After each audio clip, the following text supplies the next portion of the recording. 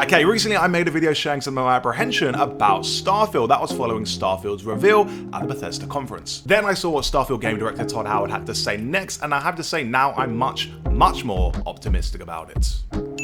Get out of here, Todd.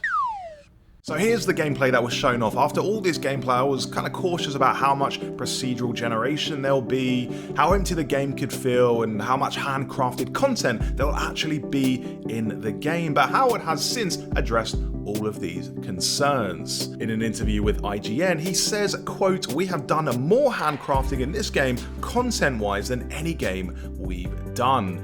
And that is massively relieving news. I mean, unless it's an outright lie. Nah, game developer wouldn't do that. To be honest, my biggest fear with Starfield is that it's another No Man's Sky, where it feels like everything is procedurally generated and nothing feels special. But if Howard is saying that they've actually done more game design here than previous games, not less, it's a great sign. Let's take the cities for instance. The city of New Atlantis is Bethesda's biggest city ever. That's what Todd Howard says in the interview. And there are 4 cities in total, so there'll be loads of people to talk to, locks to pick, and pockets to rummage through. So that addresses the concern people have with the procedurally generated stuff. What about how big it is? Bethesda claims Starfield has over 1,000 planets in it. Well, also in the interview, Howard says the planets that are designed by hand will be clearly signposted, so players won't get lost wasting hours across miles upon miles wandering a lifeless landscape.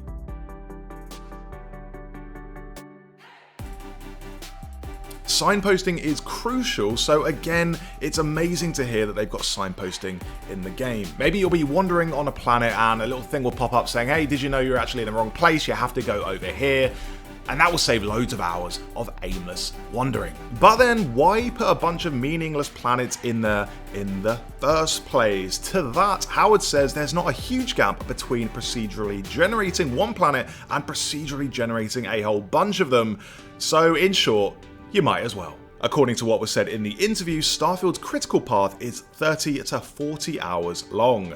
Basically, if you stick rigidly to the campaign and don't go off the beaten track, you've got a good 30 to 40 hours of good old human-made gameplay right there. A reason you might want to diverge from that and fly to other planets not on the critical path is to get crafting resources. Or another reason, there might be some random wildlife or some buildings out there, or you could just settle down and build a base for yourself in front of a nice, vast alien vista. Yes, I used the word vista. So another reason all these planets might be a good thing, not a bad thing, is because of modders. Now, they've got a huge playground to mod with in Starfield.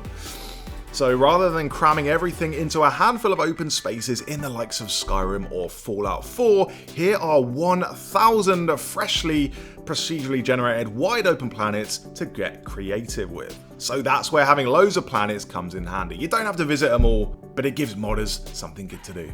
So to sum up, procedurally generating loads of planets is actually a good thing. A, because it doesn't detract from the game at all, which still has loads of handcrafted content in there. B, because it gives modders more freedom.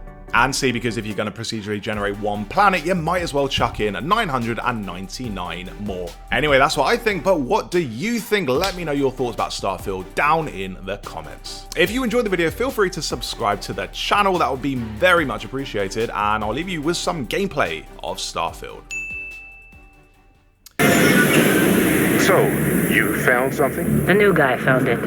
You dug up the artifact, right? That means you saw it. The visions? The artifact you found appears to be one of many, scattered across the galaxy. If we can find more, we can unlock their secrets. Beautiful, isn't it? The man who sold me this told me that it spoke to him. Of course, the Settled Systems is full of groups with other priorities. That's the Crimson Fleet! Everybody get ready! The fleet doesn't follow the rules. Agree to work for UCC Steph, and together, we take down these cutthroat pirates. We're not just here to shoot the bad guys. We're peacekeepers. We protect the people of the Free Star Collective. When you sign up with the Crimson Fleet, no one quits. The only way out is death. The path ahead may be dangerous, but we are not stopping. most Dusties don't even make it this far. Because whatever lies at the end of this road will change humanity forever.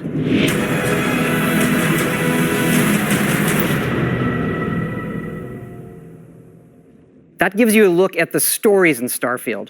But ultimately, it's not our story. It's the story you create by who you are and the choices you make. And that starts with character creation. It's our most flexible yet. You can customize all the elements of how you look.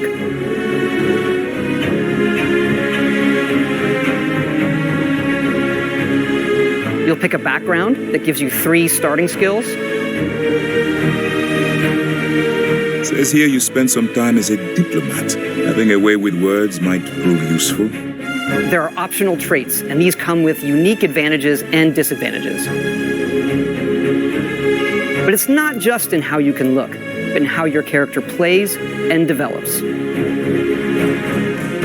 The skill system combines the best from our previous games, and you can unlock new skills as you level up, and then you rank those skills up by using them and completing challenges.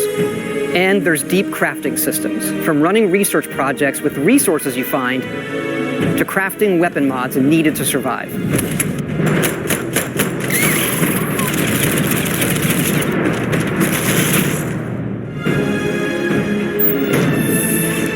And you can build your own outposts. These act as a home away from home for survival and resource generation. You can choose where and how to build each one, and you can hire characters you meet to keep it up and running.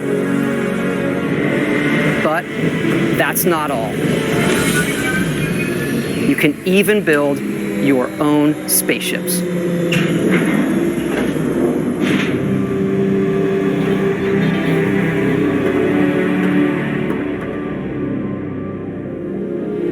You can choose crew members, and yes, you can completely customize the look and layout. There's loads of different modules, ship manufacturers, and more. I have to say, it's so cool. We just absolutely love this.